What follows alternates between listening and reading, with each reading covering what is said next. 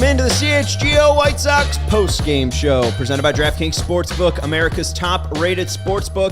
Download the app today and use promo code CHGO when you sign up. Welcome into Studio B. B stands for Bombs today. Here in the West Loop of Chicago, in our downtown studio. Our downtown studios in the West Loop of Chicago. I'm your host, Sean Anderson. You can follow me on Twitter at Sean_W_Anderson. You know, we kind of just baffle, and this is Herb Lawrence. Hey. You can follow him on Twitter at Ecknerwall23. He's our CHGO White Sox community leaders. Shout out to Stephen Nicholas for producing us today. We kind of baffle it, pitchers losing their mechanics and, one day just not being able to throw strikes. Yet I, a little podcast hoster, yep. Can't even understand what I say every single day. I mean, my month of May has been probably 14 and 15. Is that the Sox record in May? 15 and 14. Oh, above 500. Hey, we could give him a goose honk and a little clap. Yeah, look at that. As Herb cracks a goose IPA. We're coming to you live after a White Sox loss, 12-5. Yikes. We'll talk about how ugly this game was. We'll go to the Super Chat first, but make sure you're hitting that like button while you join us. Hit the thumbs up. I don't know if you guys can see that. That goose is giving you a thumbs up. So you should give us a thumbs up. Look at that, boss. We got I got a Pro Max. How much money do you think I got, Nick? Hold on. Nick, my man, I'll show you my phone. Steven, can I just put my phone up to the camera and will it fuck it up? This is great for audio listeners too. Here. Nick, I'm not rich. This is what we're doing. I would only have an iPhone 12. This guy, Rich Sean, has a Pro Max. So, yeah, hey, everybody needs a new phone, I mean, Herb's working. It's clean. It's a 12. It's fine. Mini. Anyways, we're going to Husky Bardo. Thank you for the $5 Super Chat. Best thing for this disastrous year would be for the Twins to start winning and burying the Sox for everyone's sake. This rebuild failed. 100% right. And no offense, Husky Bardo, I do feel like you Super Chatted this same thing last year. So I do appreciate it. I agree with you. It would be great for somebody to take the reins of the AL Central. But even though the White Sox, our beloved Chicago White Sox, are the good guys in black, are 12 games under 500, they're only 6.5 games back out of first place. So I get it, but I mean, even though they lost this series, nothing really dissuaded me. I mean, today was an ugly loss, but oh well. I mean, I don't know. What do you take away? I mean, what we saw last weekend in Detroit kind of, pushed me in one direction. I was like, this Detroit, they're not good. We talked about Detroit. They lost mostly all their starting pitchers, and they still dominated the White Sox this weekend. And then you see what happened today. I mean, I am just marveling at the greatness that's on the other side, and I couldn't imagine being an Angels fan and being sad. Yes, you don't make the playoffs ever, but to see Shohei Ohtani, to see Michael Nelson Trout every day, it's an honor. It's a privilege to be in that same stadium. On Monday, when I was in that same stadium with those two greats, I was like, there's nothing wrong with life right here. This is the greatness that's in before me. And I got to see Liam Hendricks come back. So, yeah, I know the White Sox thing is really messing us up, but I choose to be happy. And, yeah, I wish the same thing, Stefan. I wish one of these teams was actually good and buried the White Sox so they can make definitive moves. No half measures as they will at the trade deadline, because they'll still be within 10 games at least of the Twins, Guardians, or Tigers, whoever is in first place by that time. But we know that's not going to happen. We know the White Sox are going to win some games in June, probably go 14 and 15 in June just to change things up, to get back to 500 for these 2 months. But we know no one's going to run and hide away from us. And, this team is going to make you look good every once in a while. We felt great after they win. They won the game. We're like, oh, man, here come the White Sox.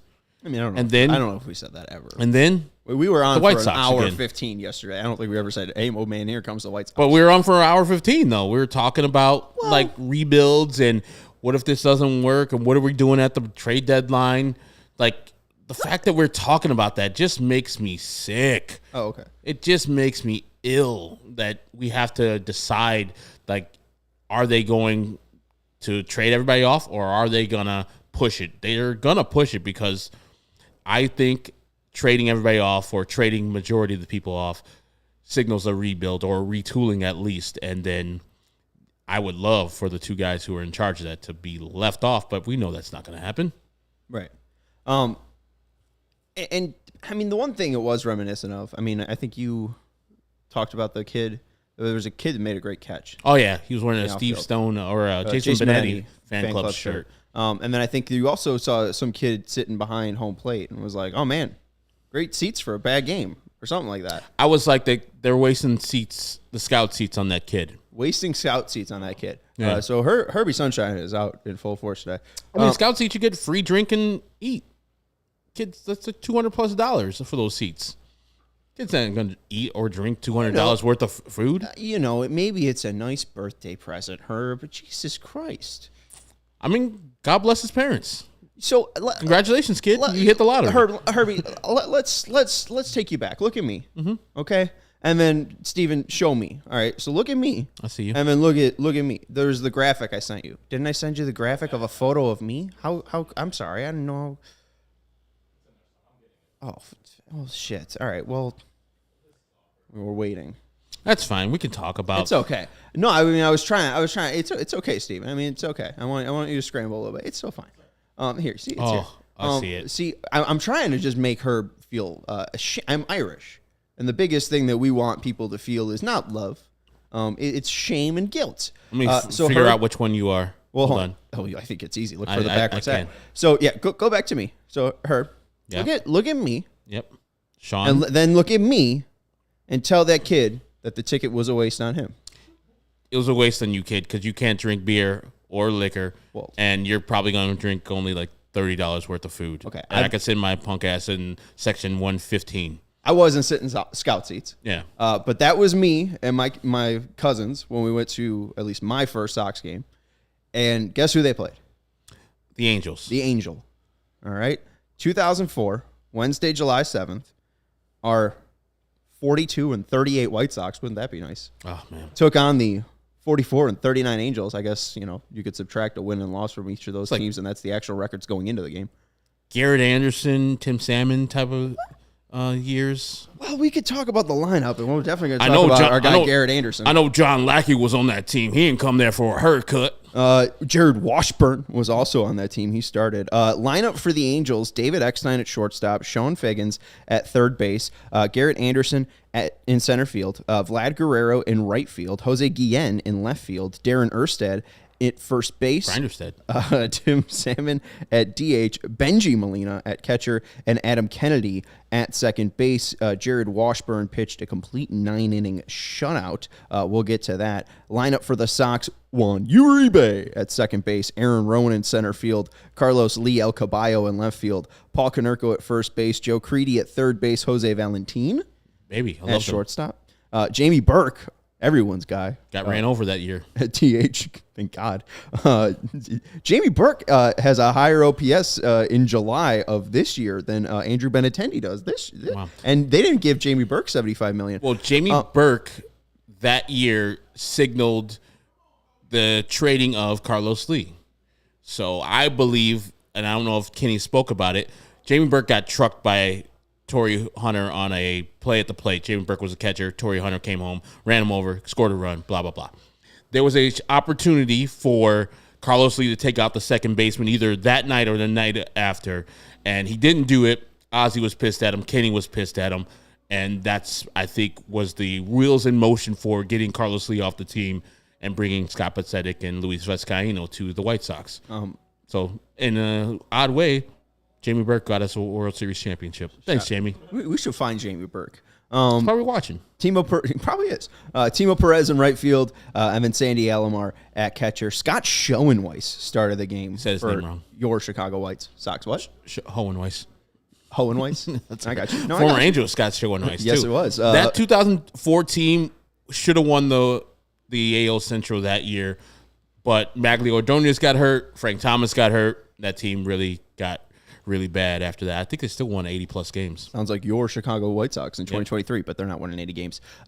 Coming in relief, Felix Diaz, Michael Jackson, and not that one, and John Adkins, who I'm pretty sure is a country singer. Something like that. Yeah. Main point, though, is my beloved White Sox. I was a Cub fan at the time. First White Sox game that I went to. Yep. The White Sox probably won that game in crazy fashion, and I probably fell in love with the team that way. Sam's talking about masochists enjoy themselves. First White Sox game I saw, 12-0 loss.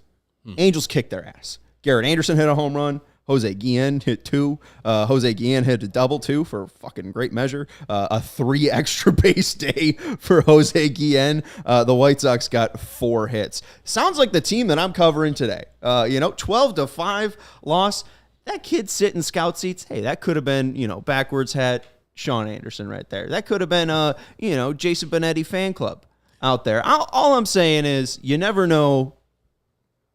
I mean, those kids could be listening to the podcast in 5 years. They could be hosting the podcast in 20 years. I mean, 20. Think about in 20 years. I mean, there's probably going to be 2,000 White Sox podcasts coming to you from every single home. Hopefully. Hey, the more the merrier. I'm not saying it against the kid. I'm just saying, hey, parents, do some wise financial moves. That kid's not going to eat what he's worth on that stadium right there. Get him on some dugout seats. Feed him all the cotton candy you want. I guarantee it won't be $200. I just financially be a little bit better. Come on, parents.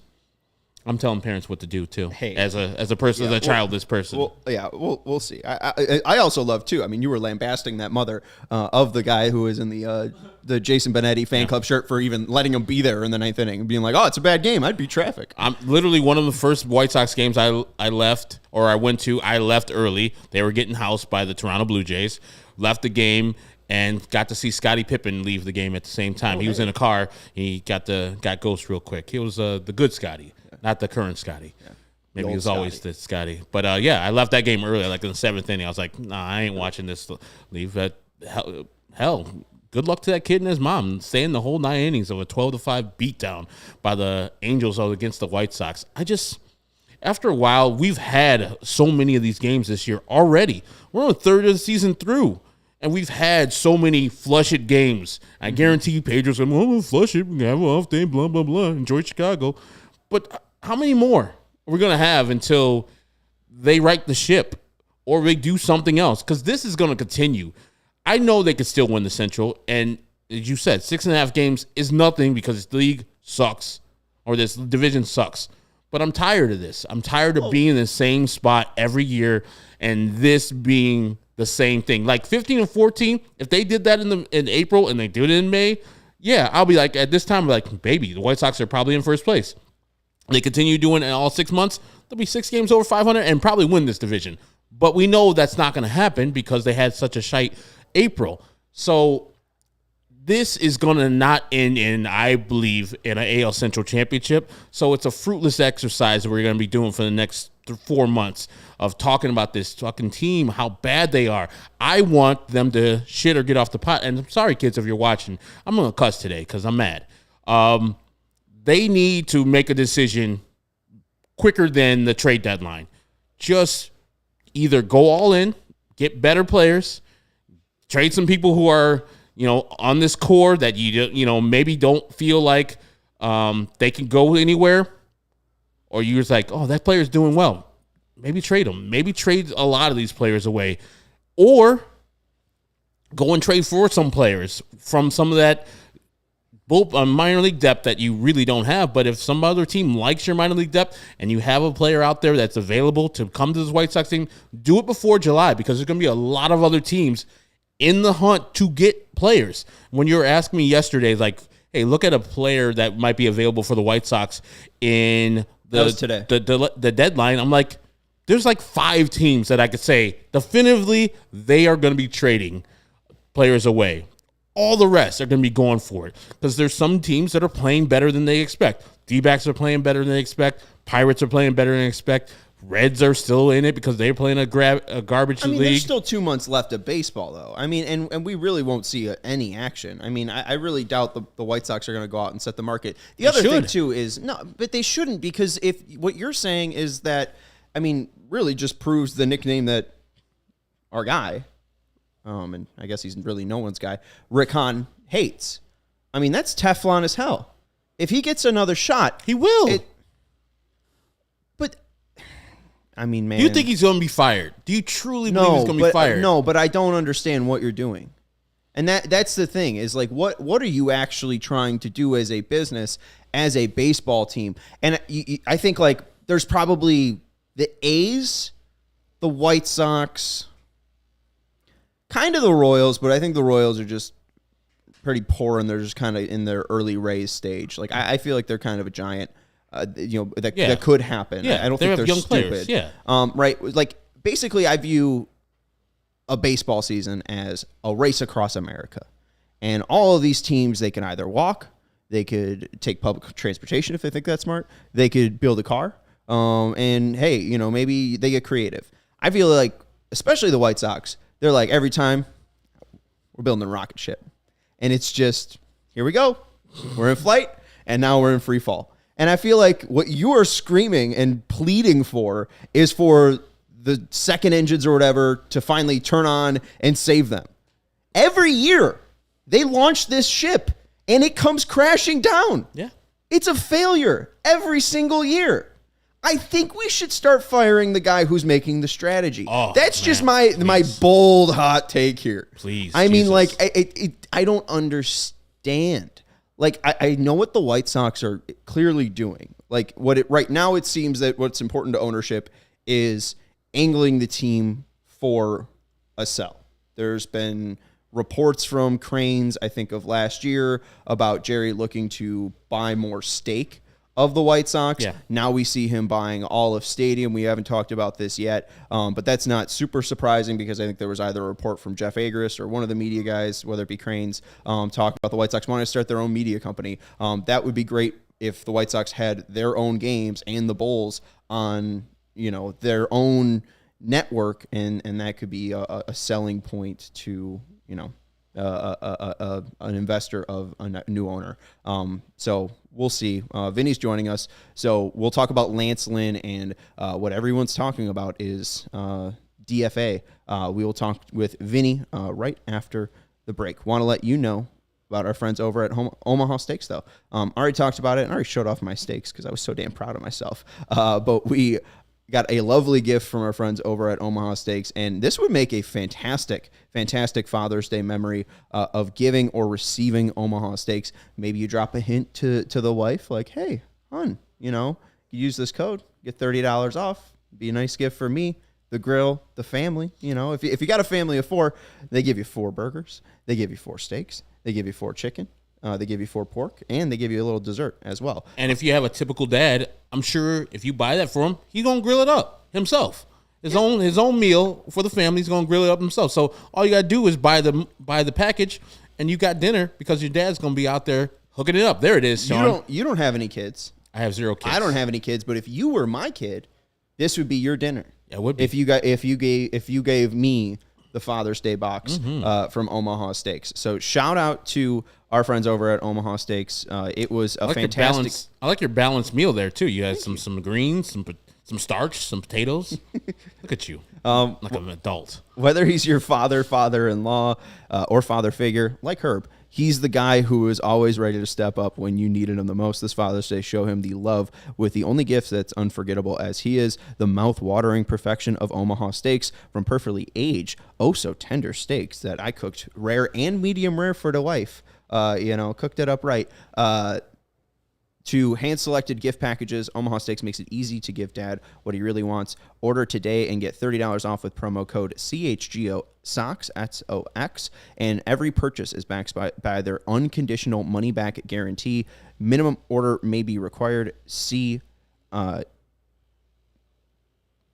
site for details. Go to omahasteak.com and enter CHGO SOX for $30 off. It said... Okay, we're all good. I feel like it said there's a certain part of the read. This is the bad part about being live. There's a certain part of the read, and I feel like I did it wrong. Vinny's in the waiting room. I should move on.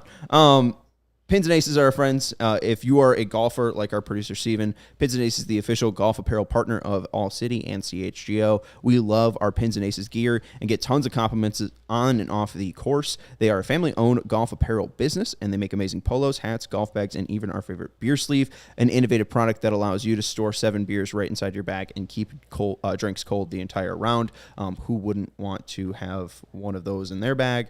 A buddy has one of there in their bag. You can get a 15 pack of Goose Island, our friends over at Goose Island, and you have a beer for yourself because your friend can, go kick rocks. But he has 7 beers in his bag. You bought the case. It's cold. But check out pinsandaces.com and use code CHGO to receive 15% off your first order and get free shipping. That's pinsandaces.com. Steven, I know your favorite is the liquor stick, though. Yes, definitely. Smooth as pour. Takes it on the course. Easily hidden. What is it? You could fill up to 750 milliliters of whatever drink you want. In my case, it was vodka. Brought my own Sprite in cans. Put it in the beer sleeve, actually. Look at you. And then did mixed drinks on the course. All 18 holes. Boom. So before we went on that tangent about, selling and rebuilding and all that, we were talking about just the White Sox getting their ass kicked by the Angels and, Jose Guillen having a nice day. He hit 2 home runs. Garrett Anderson hit a home run. Sounds a lot like today in the game that Vinnie Duber was at. Shohei Ohtani hit 2 home runs today. Mike Trout hit a home run today. Shohei Ohtani hit 3 homers this series, and they went an average distance of 440 feet. So before we get all to the bad, the scary, the yikes with Lance Lynn and the White Sox, Vinny, I mean, these are some of the best players in our game. Was it a different crowd with these superstars here? Did you notice any, intensity when the opposing team was up? Different intensity when the opposing team was up, and we saw some Goliath homers today. So I don't know if you were just, jaw gape. What is it? Anyways, start talking. You're fine. Sorry. Hi guys, how are you today? Hey, Vinny.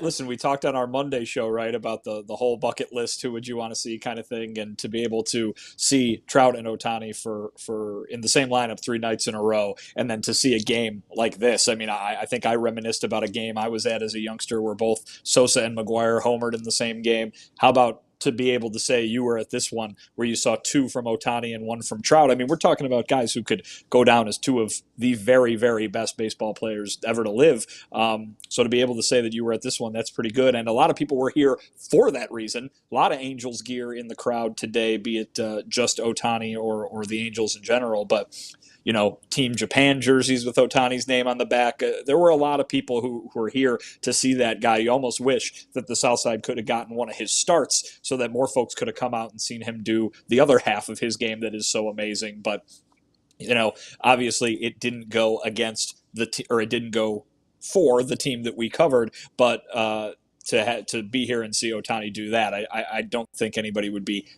completely mad, 100% mad, even if they were rooting for the White Sox because they got to walk away having seen that. There's no shame in giving up home runs to Trout or Ohtani. Even the extra Ohtani home run for Lance Lynn.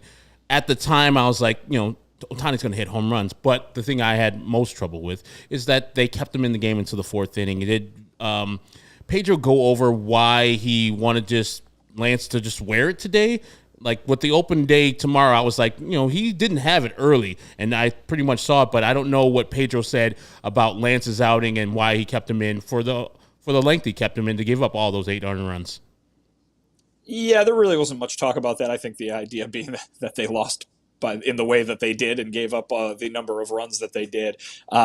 I think, though, this is Lance Lynn. And listen, I heard you mention a little bit about the Twitter conversation that's been going on about some folks wanting to see this be the end of his tenure, but that's not going to happen. This is a guy who's not just a established veteran and a guy who's had a lot of success in recent years, but it's a guy who is the leader of this pitching staff, a guy who is one of the leaders on this team. And so I don't think that you're going to see him end up with that sort of fate just because he means a lot to this clubhouse. And listen, too, he's, a guy that's coming off of a stretch of really good starts. We saw that with the rotation in general, and a guy too who's done it before. Obviously, the numbers are not looking very good right now. But I asked Pedro Grifol after the game. I go, how do you kind of explain what's happened with Lynn this season? A guy who has had so much success, and Pedro basically cut me off and said, and he will again. He will have that success again. So you can tell right there the confidence that Pedro and this staff and this organization have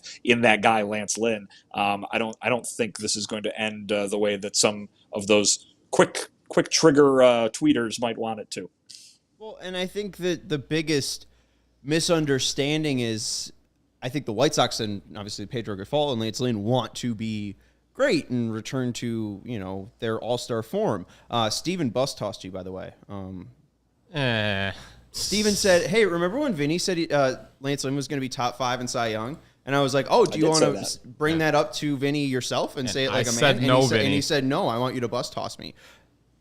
I mean, I will own up to it. I certainly said that. That was very wrong. Vinny, why did you lie to us? It wasn't a lie. It was a prediction, and I'm not quite sure that. Here's the thing: you got very spoiled by me calling Justin Verlander's Cy Young last year. That's why I was optimistic. It's like the first prediction I've gotten right in a decade. So I don't have a very good track record with that. That was just recency bias on your part. But honestly, I felt just kind of disappointed in Steven that he just wouldn't bring it up himself and he wanted me to bring it up. I don't care. Yeah, I wanted Sean to be the bad guy. Don't look at all my predictions. They're all bad and wrong. Outside of that, yeah, I guess. That was easy. But you missed the analogy that I made earlier. Just it's kind of like the White Sox are, again, and I've made it before, but it's just, a spaceship falling down and, you're waiting for those afterburners to kick back on, but it's just going to crash and burn. And even the NBC Sports Chicago broadcast flashed worst record to win a division. 2005 Padres 82-80. Next up the 73 Mets 82-79. I'll stop there. But even the 2006 Cardinals, led by Tony La Russa, oh wait, he's gone. 83-78. World Series champion. This team right now is 23-35. Like, I understand the hope from the team to want these guys to bounce back, but they have to get through the season.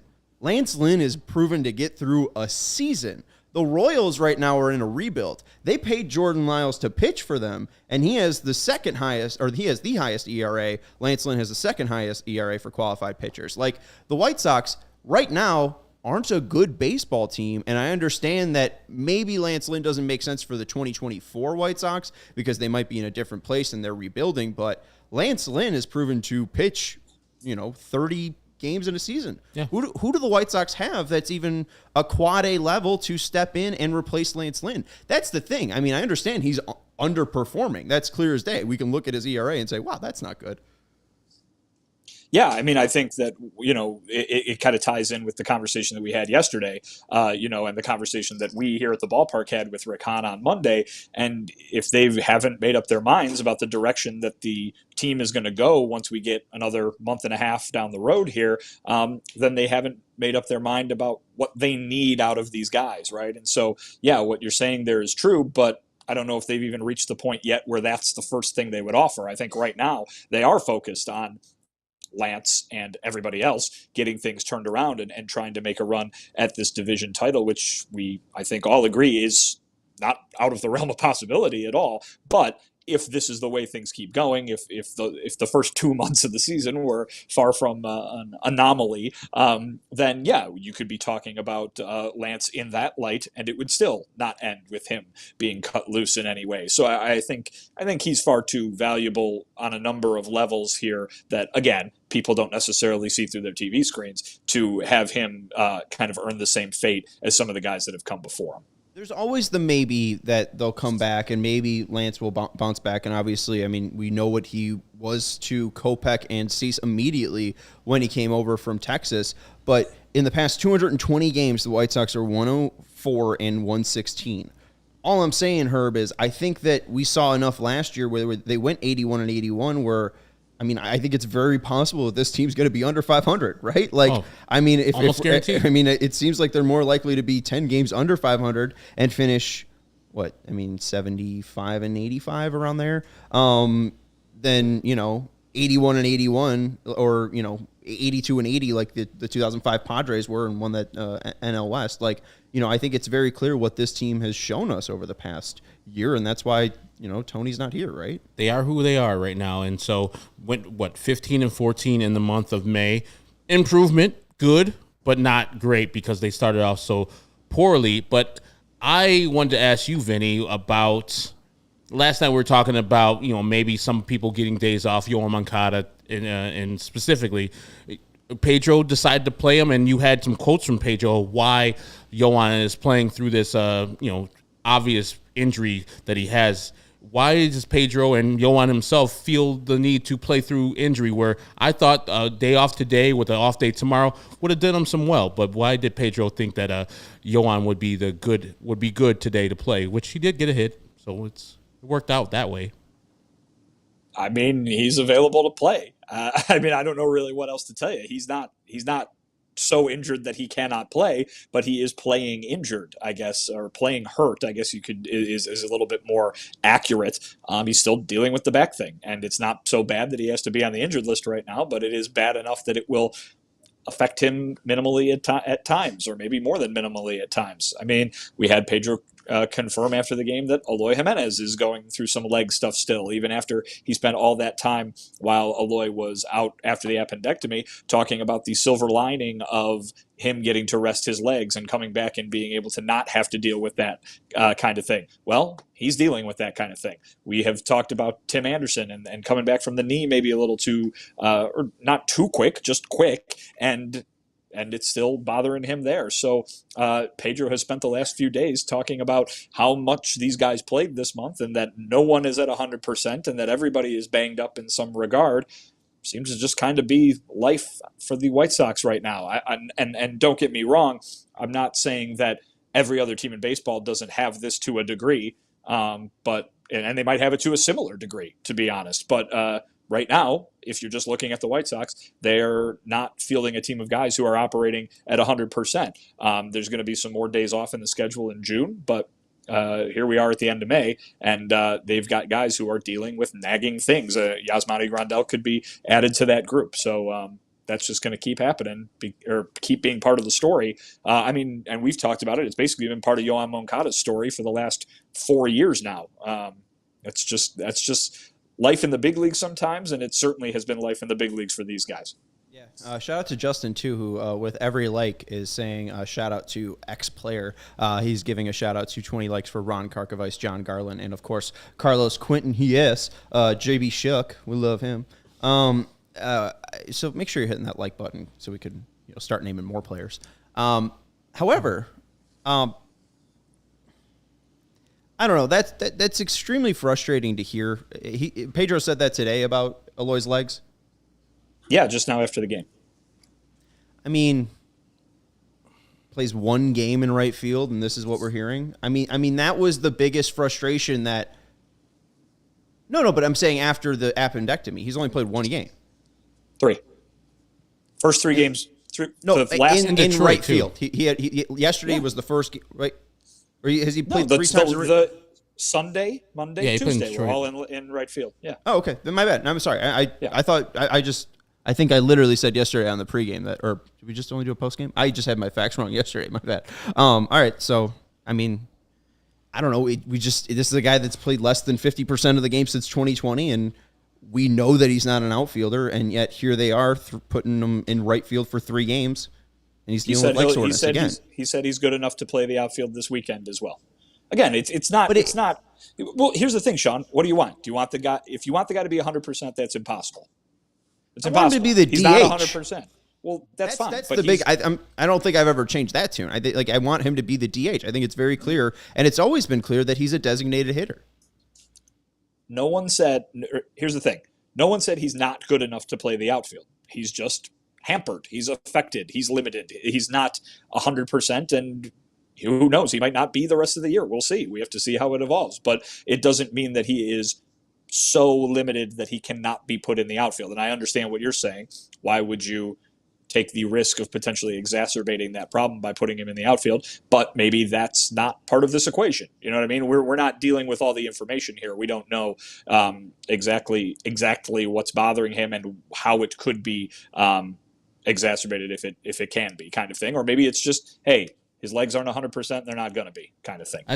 I just and I can see the frustration in the comments too, and most White Sox fans are, and it's not necessarily a question for you, Vinny, but like after a certain amount of years, like how they do with injuries and deal with injuries has to be one of the factors of how these guys are never healthy.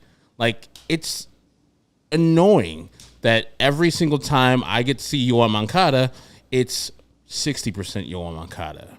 It's I'm dealing with some injury.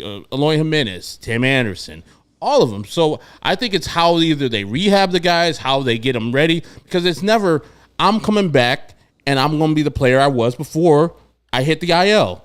Or even like a couple games in, it's like, okay, I'm back. I'm hitting the ground running and I'm healthy.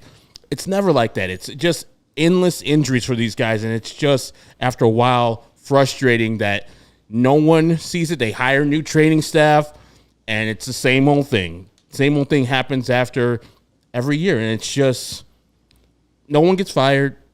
No one gets replaced except for the conditioning coach a couple years ago. But I have to think it has to be with something what they're doing, or the players they're picking are just oft injured or just injury prone, because it can't be. Like other teams deal with injuries, but I never hear other teams like, man, that guy is playing injured every day. That's every White Sox. They play injured all the time. Well, and two, I mean, we've seen Tim and his struggles. I think it was a great sign today that in a 10-1 game, he hits a bloop down the right field line, and he is running as fast as we've seen. I mean, Steven approved. Steven approved. Loved it. They're part of the game. Since that Houston series at the start of the year. So, I mean, it took a while for him to get there, but maybe he's there. But again, we have to question, like, how long will he be there? And you know, not to be too intense about the Eloy thing, but it's just like it seems that, you know, Pedro is obviously getting full control over this roster, but it just feels like he doesn't understand what he's dealing with in Eloy. And I get your point that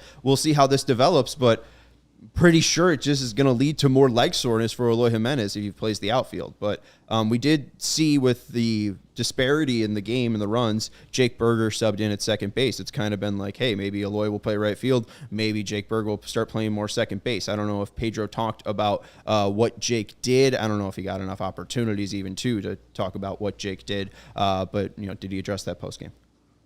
No, not really one of the headlines from today, but certainly he was out there, and we got to see him out there. He made the one play on the ball that was hit to him.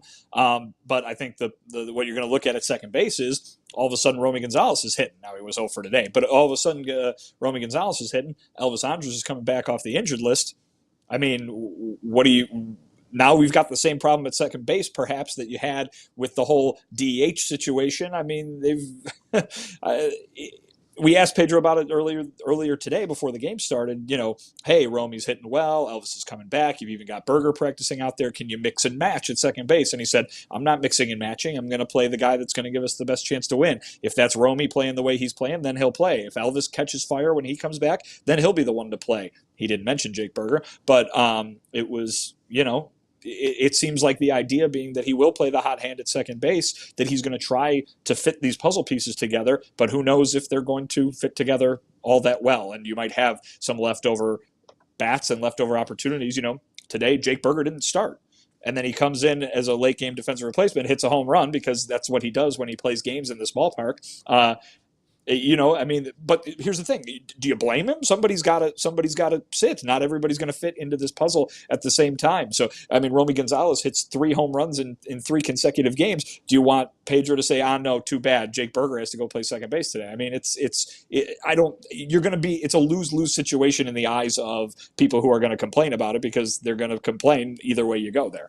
I'm only laughing because literally when Jake Berger hit the home run, he was like, that's what I was saying all game. He was like, he hits home runs at home. Why didn't he start? So you saying that, I was like, oh, that's what Herb was saying. I mean, I said like, it before. I have 2 Herbs. I said it before the game. I put my first thought out there early. He should have been in there for Yoan Moncada today. It would have been the perfect situation, but whatever. You know, rookie manager, Pedro, he's learning. But hold on, real quick, Andy's saying, I think these guys are just not being professionals, not taking it seriously. I need someone to get mad. Stop celebrating homers when you're losing. Jake Berger hit the home run. They didn't put the stupid coat and hat on him. Yeah. So, there you go. They didn't celebrate that home run. Do you think they're going to start winning games? No, they stink. They stink at baseball. I hate breaking news. That's your headline. Breaking news, the Sox stink at baseball. Maybe it will change. There is possibility that it can change, but I bet you their percentage to make the playoffs is definitely below 1% at this chance. They're in the right division. We could check. We need to take a break. Let's take a break, and then we'll let you know about some of our fantastic sponsors. And then we'll talk a little bit about what you got to experience. It was a little bit more CHGO specific, Vinny, but I know you had some help today filming a very exclusive, secretive interview. But your crew today then tried to do a little challenge where they were doing some innings at the Sox game and then some innings at the Cubs game. So we'll talk about their ventures and our friends over at Game Time. But first, we want to let you know about Shady Rays. It was a beautiful day here in Chicago. It's starting to see a little bit of cloud move in, but take on the sun with gear built to last. Our friends at Shady Rays have you covered with warm weather ahead with premium polarized shades at an affordable price. Shady Rays is an independent sunglasses company that offers a world-class product that's just as good as any expensive pair we've worn. They have durable frames and extremely clear optics for outdoor adventures. That's not all. Shady Rays offers the most insane protection program in all of eyewear. Every pair of sunglasses is backed by lost and broken replacements. If you lose or break your pair, even on day one, they told us that they will send you a brand new pair, no questions asked. You can wear your Shady Rays with confidence because they have your back long after your purchase. And if you don't love your Shady Rays, you can exchange them for a new pair or return them for free within 30 days. There's no risk when you shop. Their team always has your back. And Shady Rays Memorial Day sale is still live right now. This is the last day to take advantage. Go to shadyrays.com and get 35% off all sunglasses. Try for yourself the shades, rated 5 stars by not only 250,000 people, but Herb, Vinny, me, I left mine over there, and Steven. So, I mean, that's 250,000 plus 4. I think that was a 80s one-hit wonder. 250,000 plus 4? Yeah. I remember that. 250,000 plus 4. We also want to let you know about our friends over at FOCO. They gave us this lovely Tim Anderson bobblehead. They also donated a Southpaw bobblehead to our set. You can go check them out at foco.com, FOCO.com, or click the link in the description below. They have a fantastic bobblehead selection. You can get lost on their website. So scroll forever and ever on foco.com. And when you find something you like, use promo code CHGO for all non-presale items for 10% off. You got hoodies, shoes, signs, bobbleheads, and everything in between. It'll get fitted with the best sports gear around with our friends over at FOCO, FOCO, and that's promo code CHGO for 10% off any all non-presale items. Again, promo code CHGO for 10% off. Our friends Kacy, Emma, Scott. Mm-hmm. 2 of them are new, so make sure I get their names right, going slow. Helped you out with your secret exclusive interview. I don't know if you want to name drop. I don't know if you want to give a hint. That's your project, Vinny. I'll let you decide there. But with Game Time, their goal or challenge was to see 3 innings at guaranteed rate field, have a beer and a hot dog there, and then take the red line to Wrigley to see the 7th inning stretch and 3 innings there, have a beer and a hot dog, buying tickets through Game Time. You cannot stress and buy tickets to your favorite events. It shouldn't be stressful. Game Time is the fastest and easiest way to buy tickets for all the sports, music, comedy, and theater near you. And you can get last-minute tickets, just like Kacy, Scott, and Emma rolled up to Wrigley Field, bought last-minute tickets, and rolled into Wrigley with the best deal out there. So download Game Time today. Create an account and use code CHGO for $20 off your first purchase. Terms apply. Again, create an account and redeem code CHGO for $20 off. Download Game Time today. Last-minute tickets, lowest price guaranteed. And again, don't stress. Buy them with the best app out there in Game Time. But they did complete their goal. They did get there before the 7th inning stretch and were able to have a beer at both parks and see 3 innings of baseball. I don't know if you guys have done the red line doubleheader when it's a day game Wrigley or a day game at guaranteed rate and then a night game at the other park. I don't know if you've ever done anything of this sort. I've not. I feel like we saw them leaving while Lance Lynn was pitching in the 3rd.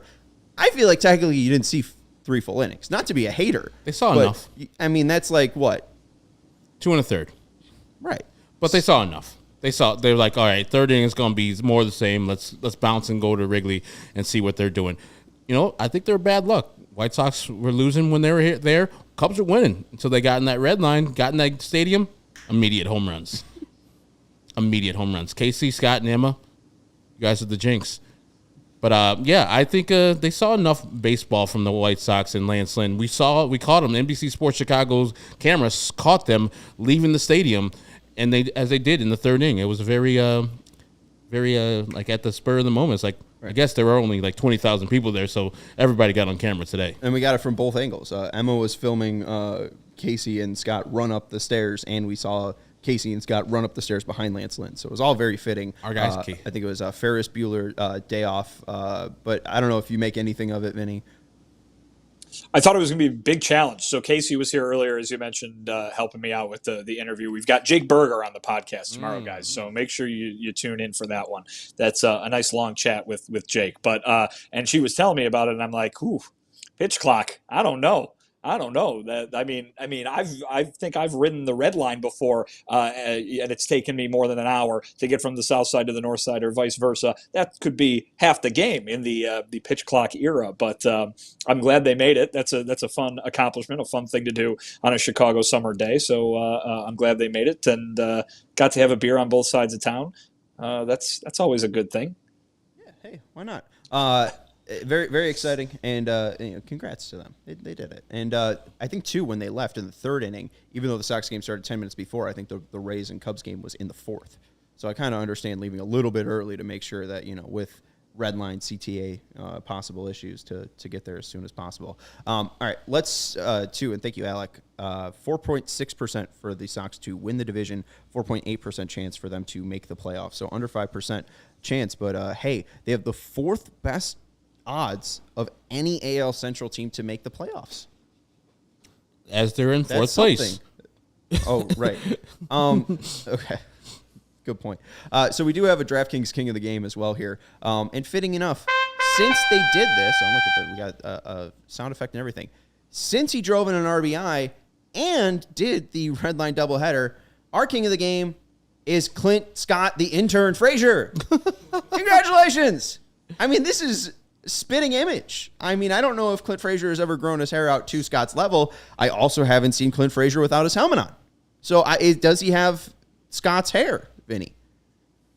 No, Clint's hair is not nearly as majestic. Scott's got him beat on that front. That's damn true. So shout out to Clint Frazier for pinch hitting for Andrew Benintendi. I was very shocked at it because it was like right after Tim hustled for that double. So I was like, oh, here comes Andrew Benintendi to drive him in. Oh, that's Clint Frazier, has red hair. I'm assuming it was because of the score. I'm also assuming that Pedro didn't address it, so we can move on. It was the start of a mass substitution, if you noticed. That was quickly spread to many positions on the field. It was very noticeable when who was Hanser? I guess it was Hanser. Anyone else was subbed in? Who else was subbed out? Well, Frazier came in for Benintendi. Romy moved over for Tim. Berger came in to play second, and Hanser pinch hit for second. No, right. And when Berger started playing second, I was like, oh, something's different. Right. Let's go into the massive home runs today, and then we'll also have an off-day show tomorrow featuring Vinny's exclusive interview with Jake Berger. Vinny's exclusive interview with Jake Berger. We'll also discuss probably rebuilds in some way. But we did see some history today. Longest home runs at guaranteed rate in the StatCast era, so that's 2015 before today. Our guy, Yermin Mercedes, April 8th, 2021 versus Brad Keller, 485 feet. Nelson Cruz on June 29th, 2019 versus Jose Ruiz, 469 feet. Eloy Jimenez on June 11th, 2019 versus Patrick Corbin, 462 feet. Yoan Moncada, July 3rd, 2019 versus Shane Green, 462 feet.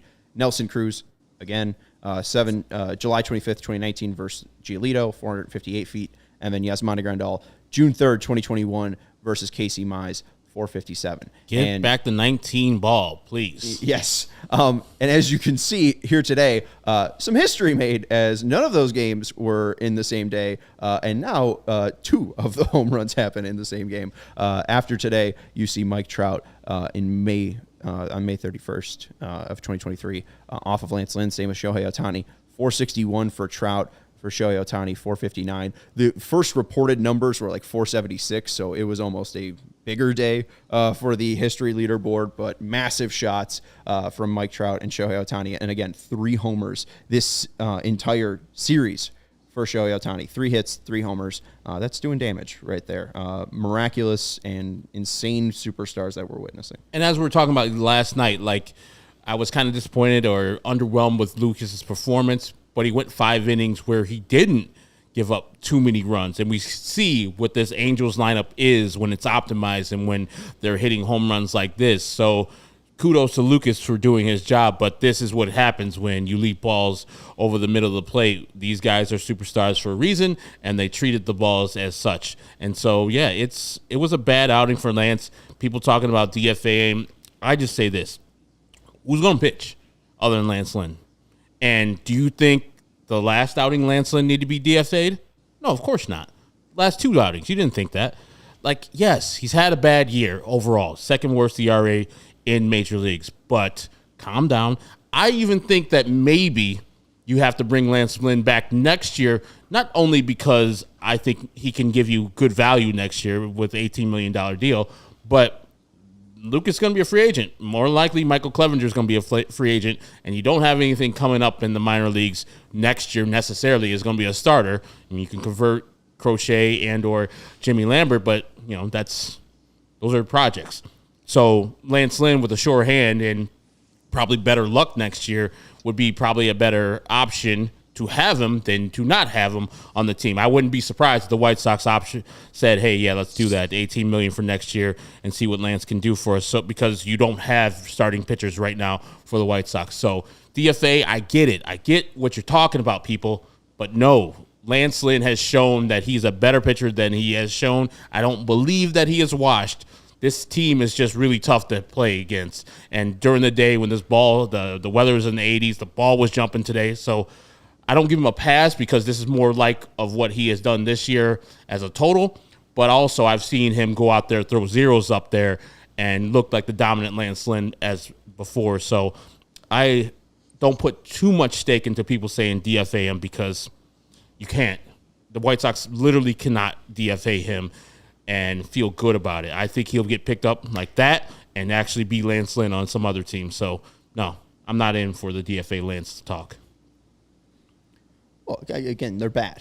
I mean, that's the biggest takeaway. I mean, they can't let him go because they need somebody to pitch. I mean, it's good. It's Lance Lynn or Jesse Schultens. I don't think Jesse Schultens is going to be that much better. If you want him off the team, cool, trade him. I think he has trade value, but also, like I said, you don't have starting pitchers for next year, and you better get a starter back for Lance Lynn. So those are more likely conversations that I was willing to entertain than just straight DFAing Lance Lynn for the rest of the year and paying him the remainder of the $18 million that he is due. Yeah. Or the remainder of the contract from this season on. We will have a show tomorrow, off day. I think it's at 4:30. 4:30 off day show for us in studio. So make sure you join not only Vinnie Duber, our CHGO White Sox beat writer, at Vinnie Duber, for not only the chit in the chat about the White Sox, but he's going to have an exclusive interview with Jake Berger. So exciting stuff. Make sure you join us. That's Herb Lawrence. You can follow him on Twitter at ActorWall23. He's our CHGO White Sox community leader. And I'm Sean Anderson. You can follow me on Twitter at Sean_W_Anderson. I guess before we end this completely, Vinny, is there anything else that we missed or didn't touch? What did we miss? Oh, it's Super Chat.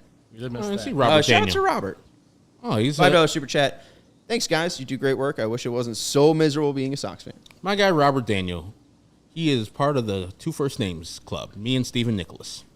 And Robert Daniel. And Sean Anderson Severino. Okay, I forgot you. So come on. I mean, and we can't be trusted? I mean, I can't be trusted, but maybe Robert Daniel can. He I trust paid us $5. Shout out to Robert Daniel. Is White Sox Tom? Is that a first name, last name? Is White Sox No, White a Sox real first name? is not. No. Oh, it's not a first name. No. Okay. All right. It's not a family name or If anything. you name your kid White Sox, you deserve to lose your kid. Herb's been real horrible to children today, so we're gonna end the show. why I have Make none. sure you're liking the video. We are at Don't 27. let me procreate, friends. Oh boy, we're at 27 likes. Shout out Deanna Navarro. Thank you everybody for joining us. Giolito right there, and you went Deanna Navarro. Ridiculous. Shout out Leary Garcia. We're not there yet. Shout out Ramon Castro. No, Leary wore 27 before he wore 28. Oh, okay. Anyways, that's Vinny. Follow him on Twitter at Vinnie Duber. That's her. You can follow him on Twitter at Action23. I'm Sean. Follow me on Twitter at Sean_W_Anderson. Thank you to the chat. Thank you to Steve for producing the show. And we'll talk to you tomorrow at 4:30 for our Sox Off Day Show.